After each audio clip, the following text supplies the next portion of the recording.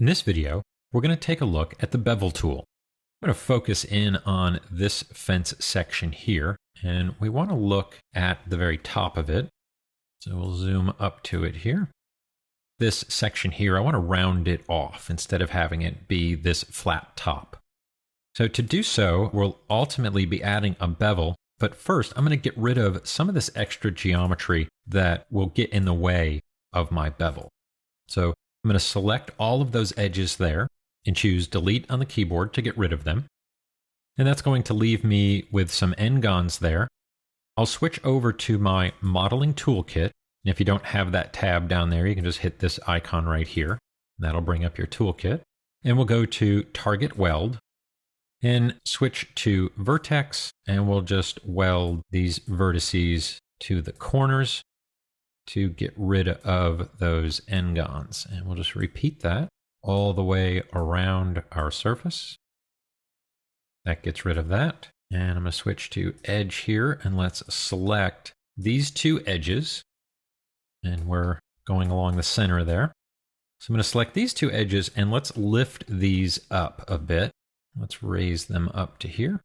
And with those selected, we'll add our bevel.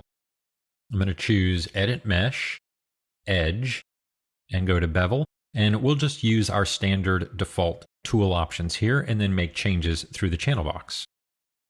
So I apply my bevel and lost my shader. So let's just choose our default material here for this viewport and switch to channel box, poly bevel.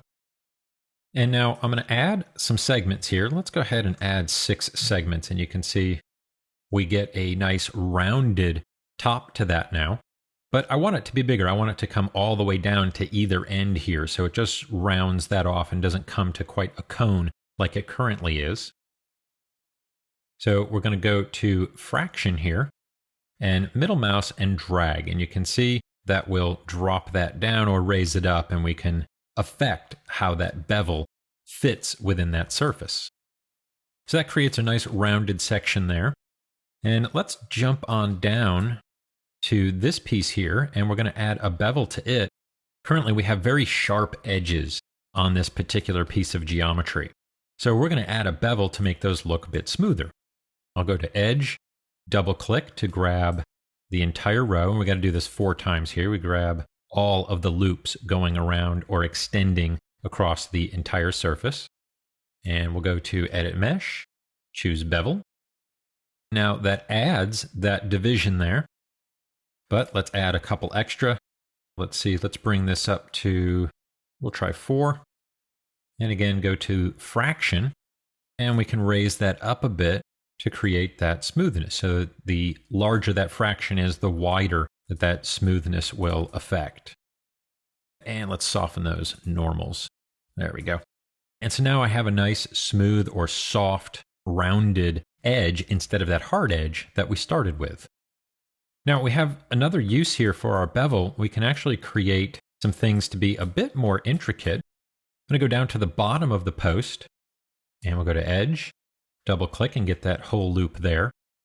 Starting to accumulate some history. So before I continue, let's just select that and let's delete our history. And okay, so now we're back to our edge loop there, and we'll go to Edit Mesh, Bevel. Pretty standard stuff here so far. And if we add a segment there, it makes that look nice and rounded, creating a nice transition there from that once 90-degree angle.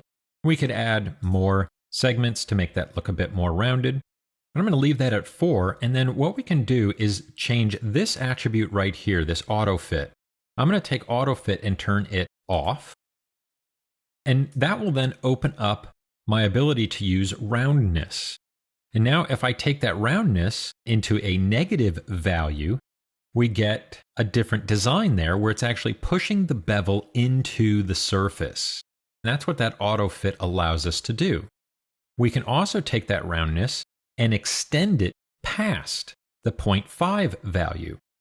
Jump into our attribute editor. And let's try here.